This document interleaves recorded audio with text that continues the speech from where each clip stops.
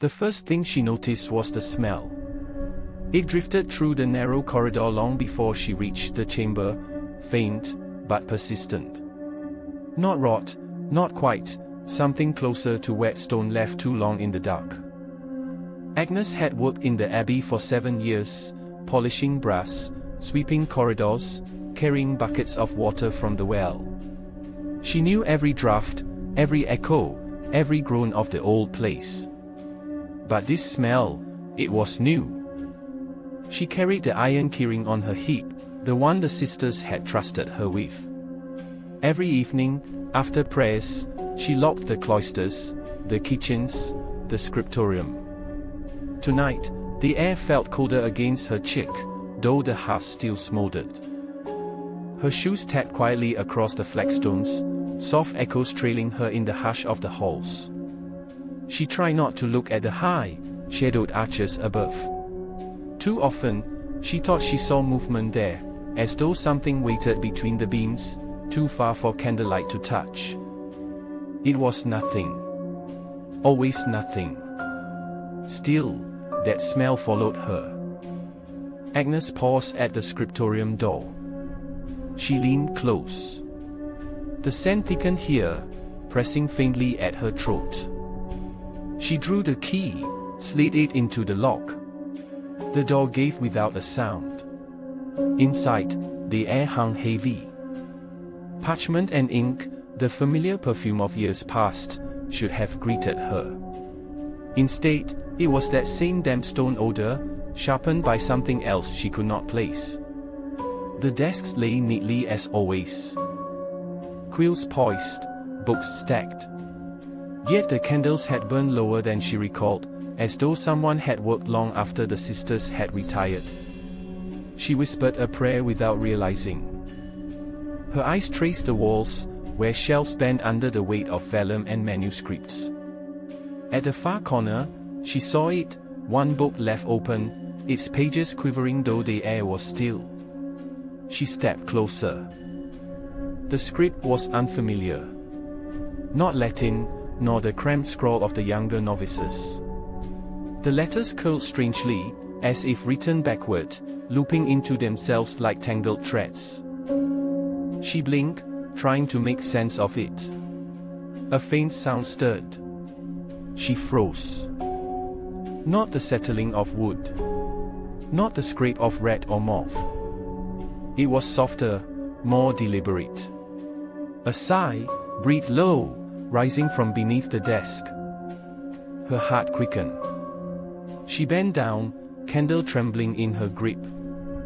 Nothing beneath, just dust and the faint scatter of quill shavings. And yet, the sigh came again. Not beneath this time, but behind her.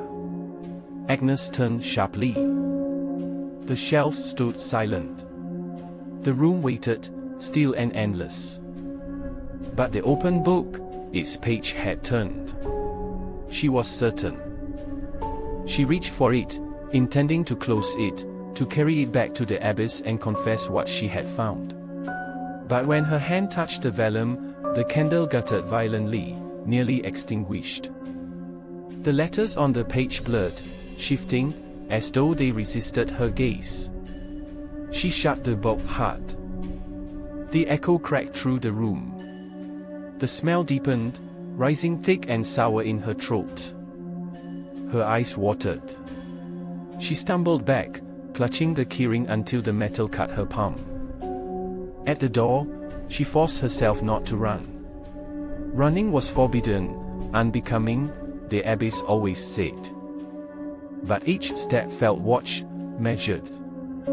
The silence pressed against her like a weight. She locked the scriptorium and turned away. The corridors had changed.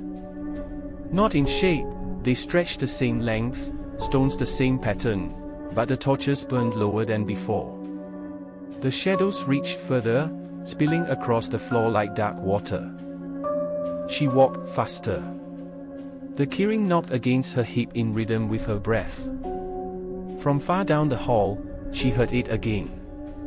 The sigh. Except now, it lingered longer, as though spoken just behind her ear. She spun, candle high, but the air was empty. Only her own thin shadow clung to the wall. She pressed on. Past the kitchen, past the cloister door, until she reached her narrow chamber. The key slid into the lock with shaking fingers. She stepped inside, closing it quickly, leaning her back to the wood. Her bed waited, simple and small. A stool, a basin, a wooden cross above the lintel. All familiar. All safe. She told herself she had imagined it. A long day's work. Too little bread at supper. Shadows play tricks. Smells cling from the cellars. And yet, she could not shake the thought that the book had been waiting. She lay down, shoes still on, candle extinguished, keyring clutch in hand. She waited for sleep to take her. But the abbey was too quiet. Even the wind outside seemed to have ceased. At last, her eyes closed. And she dreamed. She dreamed of the script, black lines, endless, curling around her wrists, her throat, binding her to a page she could not tear away from. The smell of damp stone filled her lungs. When she woke, the candle had relit itself. It burned at the foot of her bed, though she had snuffed it. Wax dripped steadily down the wooden leg of the stool. Agnes rose slowly, dread pulling in her stomach. She reached for it. But before her fingers touched the flame, she saw what lay on the stool beneath it. The book. Closed, but breathing faintly. Each time the cover rose, the candle flickered with it. She backed toward the door, every nerve alive with the silence pressing closer. The keyring shook in her grip. She did not remember unlocking the scriptorium. She did not remember carrying anything back. Her mouth opened, but no sound came.